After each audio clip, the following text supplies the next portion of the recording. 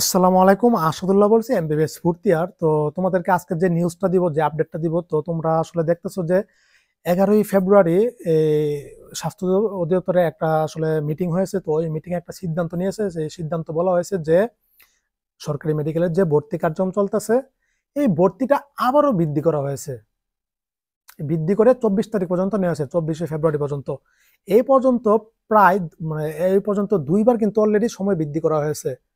এক সময় হচ্ছে তোমার 9 তারিখ পর্যন্ত সম্ভবত ভর্তির শেষ ডেট ছিল, তখন আবার কি করছে যে 15 তারিখ পর্যন্ত ভর্তিটা নিয়ে নিয়েছে। 15 ফেব্রুয়ারি পর্যন্ত সময় বৃদ্ধি করা হয়েছিল, 15 থেকে এখন আবার নিয়েছে 24শে ফেব্রুয়ারি পর্যন্ত। কি কারণে কেন নিয়েছে এটা বিজ্ঞপ্তিতে উল্লেখ করার নাই, জানি না কি কারণে, ওরে ভালো জানে। কিন্তু এই যে মেধা কোটা, মানে মুক্তিযুদ্ধ কোটা, জাতিগোষ্ঠী কোটা, বীরঙ্গনা কোটা, যত কোটার ভর্তি আছে সবগুলো কিন্তু স্থগিত রাখা হয়েছিল। এটা পরবর্তীতে আপডেট নিউজ কিন্তু আমরা এখনো পাইনি, বুঝছো। এখন আমরা চাই যে বাংলাদেশে এত কষ্ট করে, এত আমরা দ্বিতীয় স্বাধীনতা অর্জন করেছি, এত আমাদের ছাত্র ভাইদের হাজার হাজার, প্রায় 1,500-এর উপরে ছাত্র ভাইদের জীবন উৎসর্গের মাধ্যমে, জীবন শহীদ হওয়ার মাধ্যমে কিন্তু আমরা এই স্বাধীনতা অর্জন করেছি। কিসের জন্য? এই কোটার জন্যই তো এত কিছু। এই কোটা এখনো কেন? বুঝতে পারছো না? কোটা তাহলে এখনো কেন? হ্যাঁ, ওরা মুক্তিযুদ্ধ করছে, দেশ স্বাধীন করছে, ওনাদের বাবারা দাদারা, সম্মান দেওয়া হয়, সমস্যা কি? ভাতা পাই, পাচ্ছে না, আর কি চাই? মেধা, মেডিকেল বলো, বিশ্ববিদ্যালয় বলো, ইঞ্জিনিয়ারিং বলো, সবকিছু মেধার দ্বারা হবে। যোগ্যতম ব্যক্তিকে না দিয়ে আরেকজন অযোগ্যকে কেন দেওয়া হবে? কোনোভাবেই মেনে নেওয়া যায় না। এই সুযোগ সুবিধা তো মেধার জন্য যেহেতু সবকিছু করা হয়েছে, তাহলে এটাও পরিবর্তন করা হোক। তো এটি স্থগিত রাখা হয়েছে। এটার পরবর্তীতে নির্দেশনা সরকারের উচ্চ পর্যায়ে থেকে আসার পরে ওদের কি আদৌ বাতিল করবে নাকি কি করবে, এটা পরবর্তীতে জানা যাবে। কিন্তু নতুন যে আপডেট, সরকারি মেডিকেলে ভর্তি বৃদ্ধি করা হয়েছে, সময়সীমা সেটা হচ্ছে 24শে ফেব্রুয়ারি পর্যন্ত নিয়ে নেওয়া হয়েছে। বুঝতে পারছো? আর ওইটার আপডেট যখন আবার আসবে তখন জানিয়ে দিব যে ওইখানে তোমরা জানো যে মুক্তিযুদ্ধ কোটায় প্রায় 193 জন চান্স পেয়েছে। তাছাড়া জাতিগোষ্ঠী, অজাতিগোষ্ঠী, আরো যা যা কোটা মোটা আছে, বীরঙ্গনা কোটা মোটা, এগুলিতে আরো প্রায় 300-র মতো চান্স আছে। তো এভাবে কোটাতে চলে গেছে প্রায় 541টা সিট। এগুলো যদি বাতিল করে দেয় তাহলে তোমরা ধরে রাখো যে যারা পজিশন বহুত দূরে আছে ওদের চান্স হয়ে যাবে। বুঝতে পারছো? এই যে মেধা কোটায় মানে সাধারণভাবে চান্স হয়েছে 5,072 জন, আর বাকি যে 380 জন বন্ধ গেছে ওরা কিন্তু সবগুলো কোটার মাধ্যমে। বুঝতে পারছো? 300 এই 380টা সিদ্ধ কোটার মাধ্যমে চলে গেছে। আর মেধা কোটা সাধারণভাবে এই যে 572 জন চান্স পাইছে।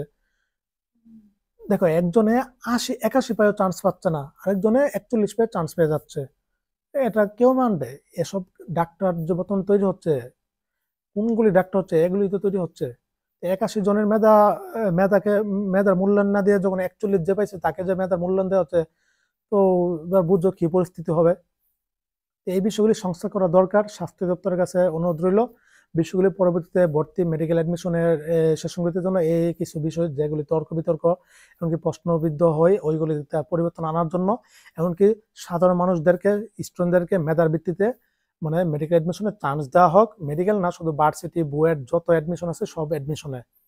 বুঝতে পারছো? তো এই বিষয়টা আসলে কর্তৃপক্ষের কাছে অনুরোধ রইল। আর তোমাদেরকে আপডেট করে আসার পরে জানিয়ে দিব যারা অল্পের জন্য 0.25-এর জন্য চান্স মিস হয়েছে, যাদের 0.5-এর জন্য চান্স মিস হয়েছে, যাদের 1 মার্কের জন্য চান্স মিস হয়েছে, 2 মার্কের জন্য চান্স মিস হয়েছে, এরকম কিন্তু স্টুডেন্ট শত শত স্টুডেন্ট আছে। তো এই বিষয়গুলি আসলে খুবই কষ্ট, যারা আসলে এই অল্প কিছু মার্কের জন্য সরকারি মেডিকেলে চান্স পায়নি। হয়তো ওদের মেধা গোটায় প্রাইভেট মেডিকেলে একটা সুযোগ আছে, ওইখানে ইনশাল্লাহ হয়ে যাবে। তারপর তো ও কিন্তু যোগ্য ছিল যে সরকারি ভাবে।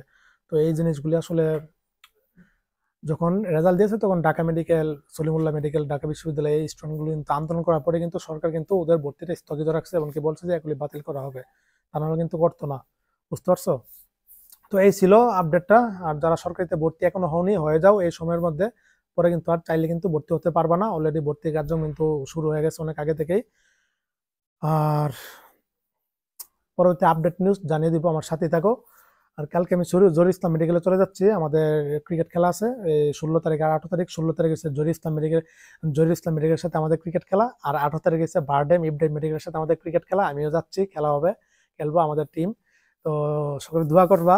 আর ভিআইপি ভাবে খেলা হবে একদম, মানে ইন্টারন্যাশনাল মতো খেলা হয়, কি কাঠের বল দিয়ে, এমনকি সব গ্রাফ স্টাফ যা আছে সব হ্যামলেট ট্যামলেট পরে কিন্তু খেলা হয় ওইখানে। অনেক মজা হবে দিনগুলি। তখন ওইখান থেকে গিয়ে ভিডিও অফ রাখবো না ইনশাল্লাহ। দুনিয়াতে যে প্রান্তে থাকে না কেন ভিডিও আপডেট নিউজ ইনশাল্লাহ অবশ্যই দিব। তাছাড়া হচ্ছে কালকে আমি রওনা দিয়ে দিব ইনশাল্লাহ। আর আমার বইটা 21 বই মেলাতে এত সময় পাচ্ছি না, অলরেডি 15-14 দিন চলে গেছে।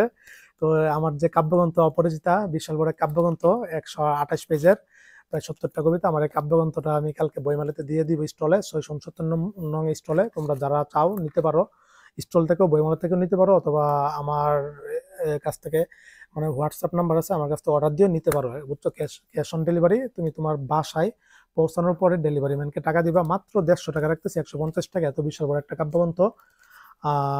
আর অনেক আর কলেজে প্রোগ্রাম আছে, এই প্রোগ্রামগুলির জন্য আসলে আমাদের 20 তারিখে কলেজে অনুষ্ঠান। তো এই অনুষ্ঠানের জন্য আবার ওই যে আমাকে আবার কলেজ থেকে ডিরেক্টর স্যার দিয়েছে, রেফিল টিকিট দিয়েছে, এগুলো আবার বিক্রি করতে হবে আমার।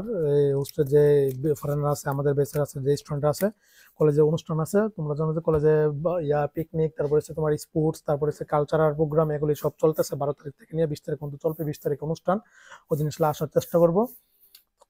তো একটু ব্যস্ত আছে কয়টা দিন, অনেক কাজ করা লাগে। আবার নোটস দিতে হবে, পাসপোর্ট আমার অলরেডি হয়ে গেছে, পাসপোর্ট অফিস থেকে নিয়ে আসতে হবে। একটু দৌড়াদৌড়ি মাঠে আছে 20 তারিখ আগ পর্যন্ত উপর দিয়ে। তো সবাই ভালো থাকো, সুস্থ থাকো, সুখের জন্য অনেক অনেক শুভকামনা রইলো, দোয়া রইলো, আমার জন্য দোয়া করবা। আসসালামু আলাইকুম ওয়া রাহমাতুল্লাহি ওয়া বারাকাতুহু।